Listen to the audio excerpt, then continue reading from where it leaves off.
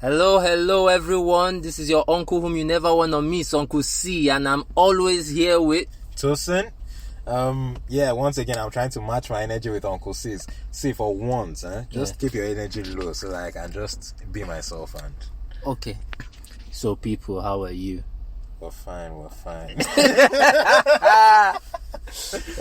You see, it's quite interesting, the diversity you see in life today, in the world. How we're also different. You are bearded.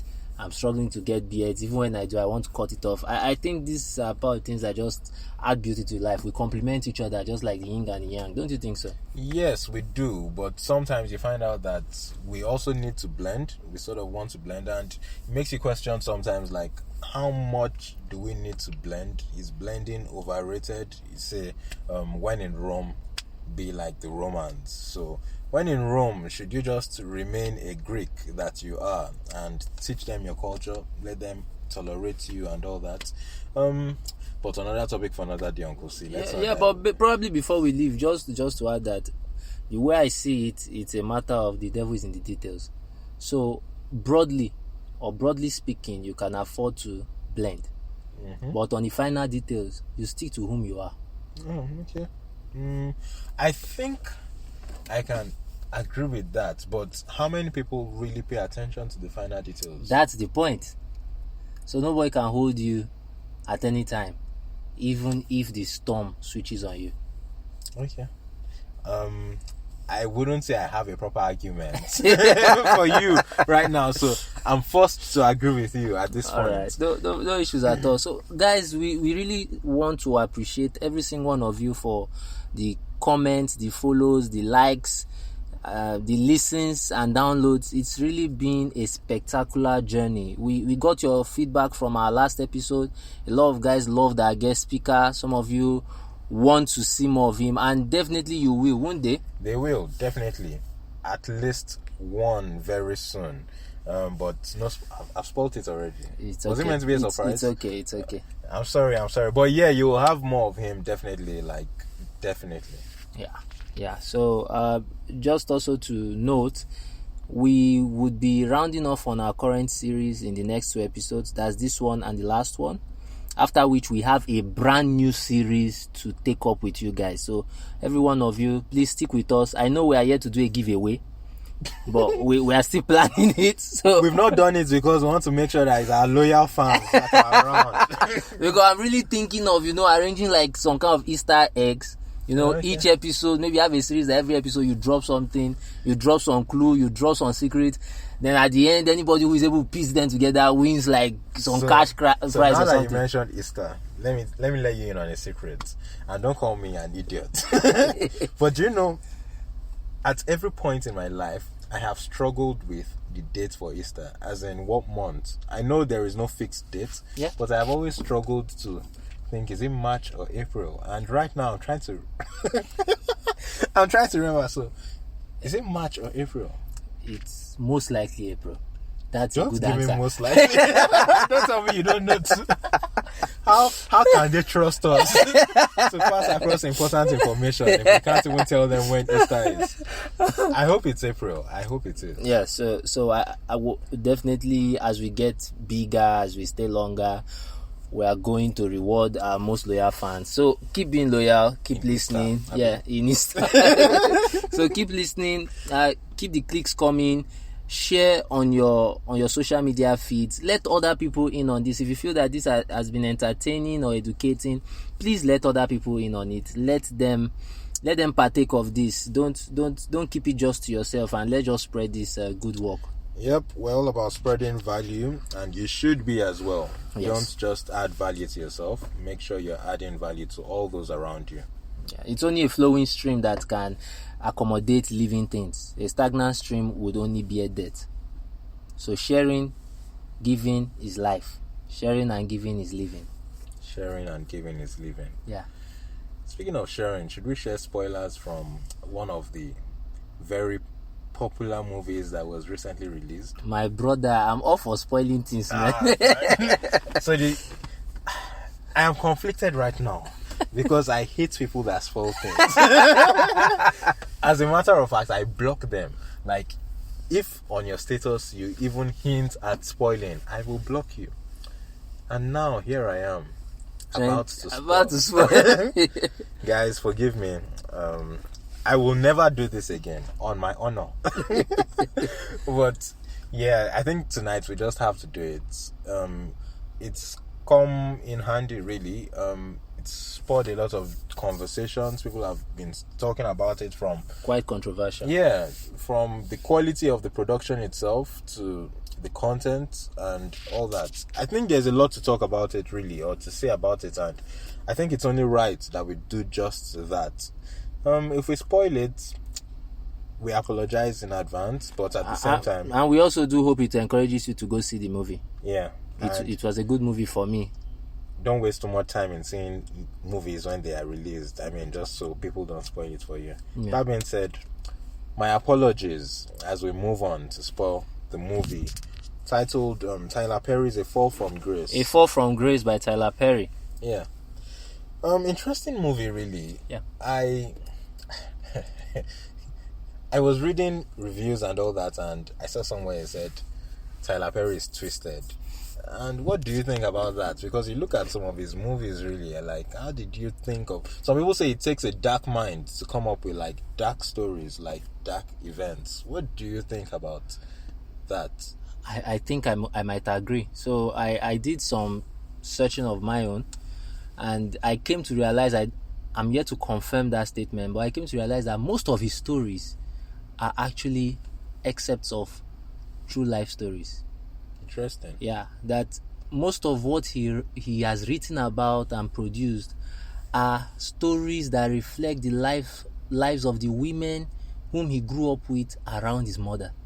Oh, interesting. I think that's a very interesting fact, because now that makes us wonder about the criticism about his portrayal of black women. Exactly. Because if he is actually writing about reality, if he's writing from experience, things he has seen, why can we actually argue that, why are you always portraying black women in such a light? I mean, it's someone's experience, and that is what art really is at the core of it. Yes, actually. Just expressing yourself, expressing fiction your is still non-fiction in a sense, except with probably some exaggerations. Yeah. But yeah, let's not stray too much into Tyler Perry's entire cinematography, and let's try and focus on A Fall from Grace particularly. And considering we have been talking about narcissism lately, I thought this was a very interesting title and interesting content as well. Yeah. I mean, there were a couple of characters there that had me wondering just how narcissistic they are. I saw the movie and I was like, man, I'm definitely recommending this as a material for anyone researching the issues of narcissism, because that was pointed out. It was highlighted. I think it's even got past narcissism, and I'm even starting to look at it as a mental illness. That's the narcissistic personality disorder for itself, because yes, I am sure a couple of them, at least two characters were mentally ill. Yes. Of which, in the real case of it, in its extreme cases, narcissism, that's what it is. Yeah. It is a mental disorder. Mm-hmm. And people don't just get to realize it. So, I think, let's start with the obvious guy, Shannon. Sweet guy, man. That guy is an alpha male. My God.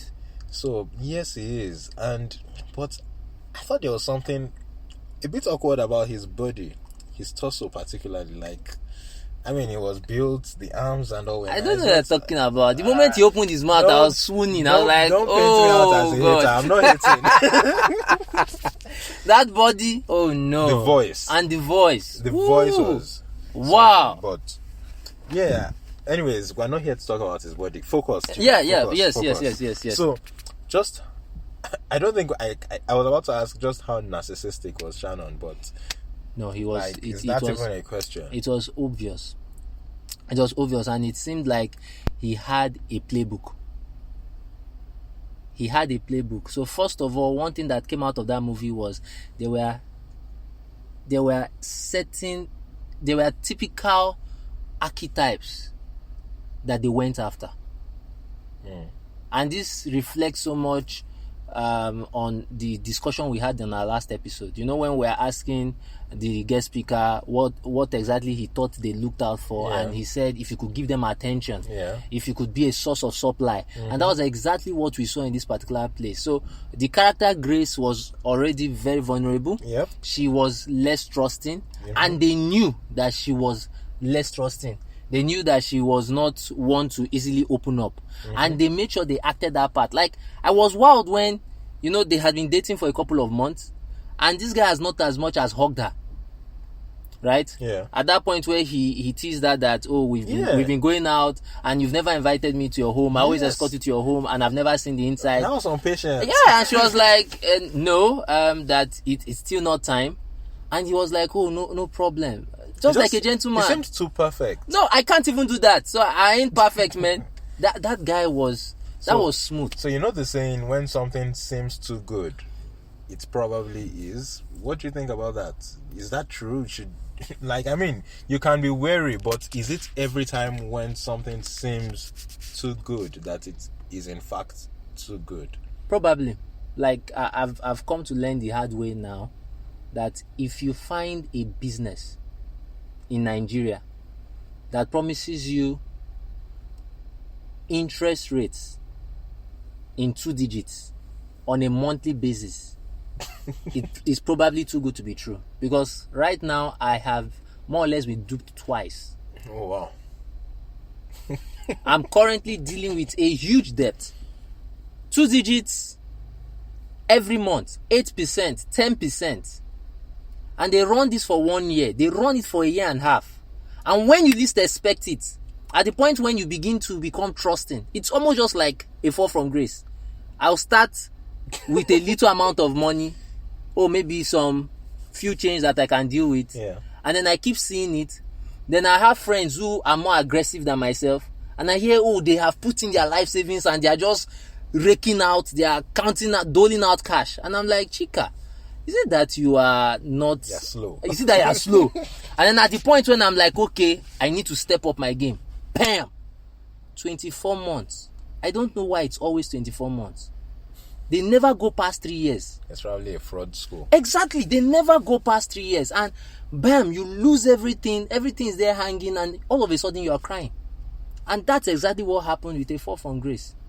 So I might not be saying, so I'm speaking from experience here, guys. I'm not quoting anybody, and I'm not saying that it should be your experience, but really, probably there's some credibility to that statement that if anything seems too good to be true, then it probably is, and you should pay closer attention. So, the second character I will be examining this evening, Sarah, I'm tempted to say she was a narcissist, but I'm not quite sure. Was she just evil? In the sense of it, did we have enough proof from the movie to conclude that she was a narcissist? She knew this woman for 6 years. Shannon groomed Grace for about 4 months, but the real groom was Sarah. Sarah groomed her for 6 years. She knew that Grace loved the arts. She knew the kind of man Grace craved after. And she made sure that Shannon put himself in the right place and the right position for that to happen. And then I think the bigger indicator is, in fact, the fact that she is Shannon's mother. Exactly. She raised Shannon. Yes, she did raise Shannon. And I think that leads to my next question. Okay, firstly, are you aware that apparently narcissism can be transferred by genes? No, that's new to me. So that's something I read up. Are you serious? Yes, that a narcissist can pass most likely narcissism. give birth to a narcissist, even through genes. But now I'm going to ask, do you think Shannon's narcissism was born more out of nature or nurture? Do you think? So if what you've just said is anything to go by, then I would say in Shannon's case it was both nature and nurture, because it was a business deal between both persons, both the mother and the son, and there was a way to which they looked at other human beings. There was a strong statement she made. She said, some people never learn. What lesson were they teaching people? Why exactly were they the ones teaching the lessons? Who made them the teachers? So they ordinarily looked down on everybody. That's why it didn't matter the kind of women they were kidnapping. Comfortable women in their own right. Yeah. Yes, they were single. Yes, they were vulnerable. Yes, they had some experience that had brought them to the floor. But then you locked them up in your basement and you feel satisfied with it. You justify it. You justify it in your mind. Steal people's identities, steal people's homes, and just feel okay about it. Yeah, crazy. And then I'd ask, so what chance do the children of narcissists actually have at not being narcissists themselves? It could be a struggle.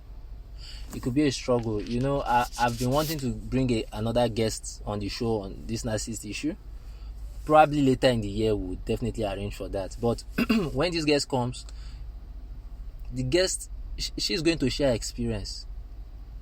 It's actually not easy. It's actually not easy. And you realize that when you tend to want to put a stop to the narcissistic influence, it's a lot of fight that you have to engage both within and without. But honestly, a story that I think I could easily relate with, that anybody can go out there and check, is the story of Joyce Meyer and her father. You know, her father abused her when she was young, and she said when she came out of it, even getting married to David, her husband, it was a struggle. She always felt that everybody was after her. She always felt that everybody wanted to use her, and that was exactly the mindset she had till God began to work on her. So you could easily see that whatever hatred the father had with himself, he effectively transferred it to his daughter, and that was what she had to deal with till she was able to overcome it. Okay. So, you know, we've been talking about narcissism in romantic relationships more often, but I'm going to ask, do you think there were any red flags that Grace could have seen or spotted in her friendship with Sarah prior to, you know, her discovery? Because if you ask me, Sarah seemed the perfect friend. What red flags would you see in the only source of succor you have at life? It was a bad situation. Do you understand? And Sarah had this way of always making tea. Coffee. You understand? Coffee. Think about it. Even the lawyer too was fooled. Yeah. Very easily. And there are a lot of people like that. Jasmine the lawyer. Exactly. Do you think Jasmine was a narcissist? Well, she always wanted people to think her way, and she felt she could always bulldoze her way around anything. For one, I thought that stunt she pulled at the court was utterly ridiculous. Yes, it was. The judge had told you that cross-examination like, what was over. Just give your finishing statement, and she just kept screaming, come out. Like, all of a sudden, your mind just got fixated. You suddenly realized you made a mistake, and even understand that wasn't the appropriate time. You just stuck to it. Why? And considering how she also wanted to take out her frustrations on her husband occasionally, I thought that was a bit messed up. Yeah, it is. She seemed not to be confronting the really problematic people and to be turning on the person she could look down on. Because her colleagues, especially the guy who could easily always counter her, she never had the response for him. But her husband, who always wanted to be encouraging, who always wanted to be by her side, supportive and all, was the person who would always feel the blunt end of her sword. So, I mean, Are we not all like that? Are we not? It's just like the usual question people give to certain men who beat up their wives and say, she made me. Why don't you go slap a soldier for stopping you on the road? Or why don't you slap your supervisor for making you work late? So you could bring yourself under control, right? Yeah. But all of a sudden, someone you can overpower. Exactly. And you lack, or you lose the control. So it's just like what we are discussing this evening. I think, for me, one way to be able to secure yourself against narcissistic attacks, you must not show yourself afraid. You must not show yourself weak. The world does not tolerate weak people. Which is a mistake Grace made. She was clearly weak. Yes, she was. And that's why they were ready to make her take a fall for a murder that never happened. Yeah. Because they were able to they were able to make her feel weak at that particular point by letting her feel that her son was also at the site of the murder. So if she should agree to go into investigations, she was afraid that her son could actually be made culpable to the murder. Yeah. Weakness. Can we help showing weakness sometimes, though? So I believe that it's important to be authentic. It's important to be vulnerable and to be open. But it's always interesting when you see the kind of figurative expressions that scripture uses when it tells you that I wish you to be as wise as serpents, yet as gentle as doves. My dad loves that verse. It seems almost like an oxymoron. It seems like an irony, right? Mm-hmm. How can you be wise as a serpent and as gentle as a dove? Yeah. But when you begin to look at the duality of life, the fact that life is always multifaceted, and each of us as human beings are not 2D figures. We are not stick men on paper. We are well-rounded men with all forms and shapes incorporated into one being. Then we begin to understand that wisdom calls for you to be able to act appropriately to the demands of the time. And I think I would come to the last person I'll be asking about, which is Rory. That was Jasmine's boss. So do you think Rory was a narcissist as well? How would you describe his personality? I think he was just tired. Tired of what? The system, life, of everything, in fact. And probably Tyler Perry just knew that he was tired of life. Because that's the one character that he received the most fire for. They are like, why would you just put on shitty makeup and a wig and an ugly wig and just come and step up? The only issue I had with people is they kept saying it was a main role. It wasn't a main role. I could count the number of times he appeared. But I think makeup was just shitty. That guy was really having a hell of... You think it was a real depiction of Tyler Perry? Maybe. You can never tell, eh? You can never really tell. But then, I would like you to speak a bit more to a particular scene that happened in that movie. Okay. How much slack can you cut to someone based on the concept of trust? So, she had never had an issue in her office. Interesting. And then, one issue. Yes, it was almost $400,000. But they were not ready to give her a chance, give her any slack. Plus the fact that, did you notice that in that room, I think she was the only woman. Everybody there was male. Was she also the only black person, maybe? Only black person. Only woman. Every other person there was male. How do you think we can be more accommodating as people? So I'll start with the scene you just spoke about. I think they handled it very poorly. I mean, she had never had any incidents before that, like you mentioned. I think the least they could have done, she could have been suspended. I agree to that. For a start. And carry on your investigations. It didn't seem like they were even willing to investigate at all. It seemed like there and then they had just drawn their conclusions that she was a thief. And I mean, maybe that was intentional. Maybe Tyler Perry was trying to draw us to the fact that black people, really do not...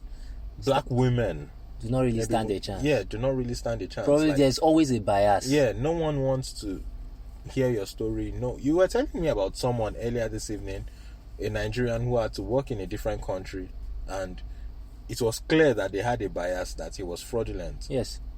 Even when he wasn't. Yeah. So exactly. So imagine if a mistake had occurred while he was there. He didn't stand a chance, or he wouldn't have stood a chance. So there had been a conformational bias. We knew it. Yeah. Did you ever read Oliver Twist? Yeah, I did. Is there anyone who didn't? No, there are people who did not. Leave it. People don't read books. But you saw that was exactly what happened. Yeah. So that guy took Oliver Twist in, and Mr. Brown's friend kept repeating that, look, this guy is a thief. Yeah. He's a street boy. He's definitely going to be He's definitely going to be it. He's a thief. Till that fateful day. How life can be quite twisted, eh? Gave him some books, returned it to the librarian, and he gets on the road, and the Artful Dodger and the other girls saw him, beat him, threw away the books, and took him away. So, how do we protect ourselves from biases such as this? Even when we are speaking about narcissism, people have been talking about the fact that, do you guys want us now to start seeing everybody as a narcissist? How then do we manage our relationships with other people? It's interesting you said that. So maybe this is it actually. So my dad says this thing where sometimes he's clearly just not trusting of people, and you're like, I think, why won't you trust this person? Like, why won't you at least give them a chance? And do you know what he says to me? He says, look, if I trust this person, if I decide to trust this person, and it turns out this person can be harmful, I have a lot to lose. If I decide not to trust him, and he turns out to be someone I could have trusted, we do not lose anything. I don't lose anything, he doesn't lose anything. We just carry on with our lives. So I think, now that I think about it, I'm one of those who would like to say, okay, I like to give everyone a chance until they prove that they do not deserve that chance. But that really is opening yourself up to people. And I understand the need to play nice sometimes, but playing nice can cost you. So do not be surprised if playing nice does cost you. You should at least prepare yourself for the repercussions that might come with it. Right. So if you are not ready to be the one who, is just going to give up stuff, lose stuff, then I guess you play safe. Play safe. Right. That I think that makes sense. So it reminds me of a time where they tell you Jesus was on his journey and a guy came and met him and said, Lord, I want to follow you. And Christ looked at him and said, listen, birds have a nest, animals have a place to sleep, but the Son of Man has nowhere to lay his bed. If you think whether there is one 5-star hotel, whether after we walk out like this, Echo hotel we go and lounge. Maybe you thought Jesus would always return in 5 loaves. Exactly. Or probably all those places Christ, you hear he ate at Simon the leper's house. He ate. Probably the guy is like, oh boy, no need to walk again now. Now just they walk out before master. Yeah. So I think that's profound. That's really profound. Whatever decisions you decide to take, especially with your relationships with people, be clear in your mind. Yeah. Things could go very well and things could go bad. The ants are not strong people, but they make their meat in summer, because while in summer they know that winter is coming, and winter is coming. I thought winter had come and gone already. So lastly, I think we will be talking about this more in the next episode, but do you think Grace would ever be able to trust another and love person. someone else? Wow. So the issue is it's a double-edged sword. So it's just like myself, right? If I should use my money stories, the first time I actually got to buy a lucrative business, after that I was like, hey, this ain't gonna happen again, right? Then all of a sudden life presented the same opportunity but with a different packaging. So I had someone whom I trusted, who had also invested in the same thing, bringing it to me, and I'm like, hey, my guy is also in this thing, and now all of us are stuck together. Right? So if I choose to close in, I feel there's a danger to that. So as we said, it's in sharing and giving that you actually experience living, that you actually experience life. Yeah. If you hold yourself in just like stagnant water, you don't need hold in debt. But at the same time, just as Songs of Solomon will say, the brothers that were talking to their sister, they said, if our sister is a door, we'll break her down. If she's a wall, we will hang upon her gauntlets of gold. If you allow yourself be free and open, all kinds of lizards and cockroaches and spiders can come into your life. So eventually there has to be some form of wisdom out there that can be able to help us actually interact with people and come out tops of every situation we find ourselves. It's not black and white. I also think, how they say life is about risks, and it's about taking risks. You really cannot achieve things without taking risks. So I think you try to take calculated risks. It doesn't mean that even your calculated risks are always going to be foolproof. There are always factors that you might never really consider. Yeah, so I mean, sometimes you might be beaten, and sometimes you might beat the game. So, I wish you guys luck, man. We can't help you here. All right. I hope you guys would see something nice to really pick out of this particular episode. Let's keep the comments going. You can always reach us on our WhatsApp pages, on our social media pages. You can always call us. And let's talk. Life is all about stories. The more we share our stories, the more we help ourselves, we lift ourselves up. We stop speaking about our stories, what happens? Man, we die. Because Really? we cease to exist. We are our stories, actually. We are our stories. So keep saying your stories, because no one else can tell you your story or speak about your story better than yourself. Yep. So until next time, I still remain Uncle C and Tosin. Olorun Leke. Bye.